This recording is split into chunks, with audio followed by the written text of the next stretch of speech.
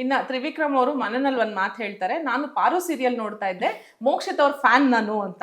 ಪಾಪ ಅವ್ರು ಅಷ್ಟೆಲ್ಲ ಹೇಳಿ ನಿಮ್ಮ ಹತ್ರ ಕ್ಲಾರಿಟಿ ತಗೊಂಡು ನಿಮ್ ಜೊತೆ ಚೆನ್ನಾಗಿರೋದಕ್ಕೆ ಟ್ರೈ ಮಾಡ್ತಾರೆ.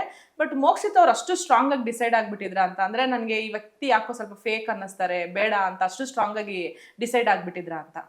ನಂಗೆ ಏನೋ ಗೊತ್ತಿಲ್ಲ, ಆ ವ್ಯಕ್ತಿ ಜೊತೆ ಕನೆಕ್ಟ್ ಆಗ್ಬೇಕಂತಾನೆ ಅನ್ನಿಸ್ಲಿಲ್ಲ ಸ್ಟಾರ್ಟಿಂಗ್ ಇಂದ. ಓಕೆ, ಇನ್ನ ಭವ್ಯ ಅವರು ಮತ್ತೆ ನಿಮ್ಮ ಫ್ರೆಂಡ್ಶಿಪ್ ಹೇಳೋದಿದ್ರೆ, ಕೊನೆಯಲ್ಲಿ ಇಬ್ರು ಒಟ್ಟೊಟ್ಟಿಗೆ ಗೇಮ್ಸ್ ಆಡ್ತೀರಿ, ತುಂಬಾ ಚೆನ್ನಾಗಿ ಆಟ ಆಡ್ತೀರಿ. ಸ್ಪೆಷಲಿ ಆ ವಾಟರ್ ಗೇಮ್ ಅಂತೂ ಭವ್ಯ ಪಾಪ ಅದು ಪೂಲ್ ನೀರಂತ ಗೊತ್ತಿಲ್ಲದೆ ಕುಡಿದು ಬಿಡ್ತಾರೆ ನೀರ್ನೆನೆ. ಹೇಗಿತ್ತು ಆ ಗೇಮ್ ಅಂಡ್ ನಿಮ್ಮಿಬ್ಬರ ಒಂದು ಕಾಂಬಿನೇಷನ್ ಹೇಗಿತ್ತು ಅಂತ? ಯಾವ ನೀರ್ ಕುಡಿತಾರೆ ಹೇಳಿ ಅವರು? ಅವರು ನೀವು ಒಳಗಡೆ ಇರ್ತೀರಾ, ಅದು ತೊಟ್ಟಿ ಒಳಗಡೆ ಮಲ್ಕೊಂಡಿರ್ತೀರಲ್ಲ, ಪಾಪ ಅವರಿಗೆ ನೀರ್ ತಗೊಂಡು ಹೋಯ್ತೆ, ಅದನ್ನ ಇನ್ನೊಂದು ಡ್ರಮ್ಮಿಂಗ್ ಆಗ್ಬೇಕಿತ್ತಲ್ಲ, ಪಾಪ ಸುಸ್ತಾಗ ಅದೇ ನೀರ್ನೇ ಕುಡಿದು ಬಿಡ್ತು. ಹೌದಾ?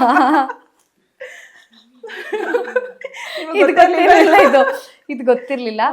ಬಟ್ ನಂದು ಭವ್ಯ ಕಾಂಬೋ ಚೆನ್ನಾಗಿರ್ತಾ ಇತ್ತು.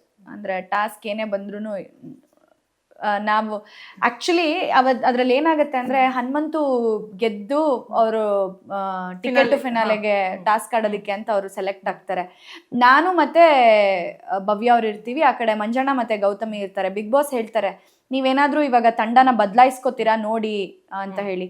ಆವಾಗ ಭವ್ಯ ನಾನು ಮಾತಾಡ್ಕೊಳ್ಳೋದು ಇಷ್ಟೇ, ಇಲ್ಲಿವರೆಗೂ ಆಟ ಆಡ್ಕೊಂಡ್ ಬಂದಿದೀವಿ ಒಂದೇ ಟೀಮಲ್ಲಿ, ನಾವಿಬ್ರೇ ಇರೋಣ, ಏನಾಗುತ್ತೋ ಆಗ್ಲಿ, ಗೆಲ್ತೀವೋ ಸೋಲ್ತೀವೋ ಇಬ್ರು ಒಟ್ಟಿಗೆ ಇರೋಣ ಅಂತಾನೆ ನಾವು ಮಾತಾಡ್ಕೊಳ್ಳೋದು.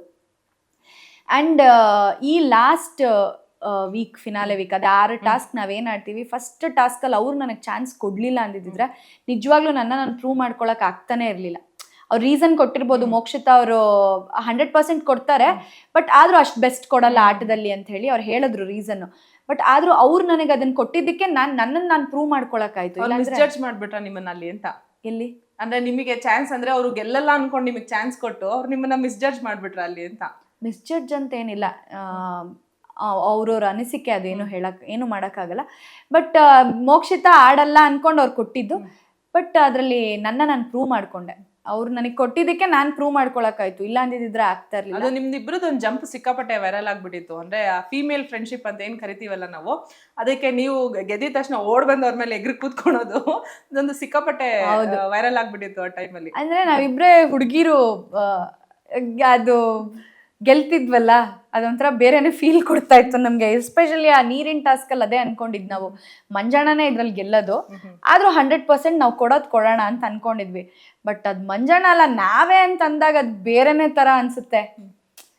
ಮಂಜಣ್ಣನ ಮುಂದೆ ನಾವು ಗೆದ್ಬಿಟ್ವಾ ಅಂದ್ರೆ, ಅವ್ರು ಹೀಸ್ ಅ ಸ್ಟ್ರಾಂಗ್ ಕಂಟೆಸ್ಟೆಂಟ್, ಅವ್ರ ಮುಂದೆ ನಾವು ಗೆದ್ಬಿಟ್ವಾ ಅಂತೇಳಿ ಅದೊಂದು ಫೀಲೇ ಬೇರೆ. ಯಾಕೆಂದ್ರೆ ನಮ್ಗೆ ಅಲ್ಲಿ ಏನೂ ಇರಲ್ಲ, ನಮ್ಮ ತಲೆಯಲ್ಲಿ ಯೋಚನೆಗಳಲ್ಲಿ ಏನಿರುತ್ತೆ, ಬರೀ ಟಾಸ್ಕ್ ಚೆನ್ನಾಗಿ ಆಡ್ಬೇಕು ಮನೇಲಿ ಅನ್ನೋದೊಂದೇ ಯೋಚನೆ ಇರುತ್ತೆ.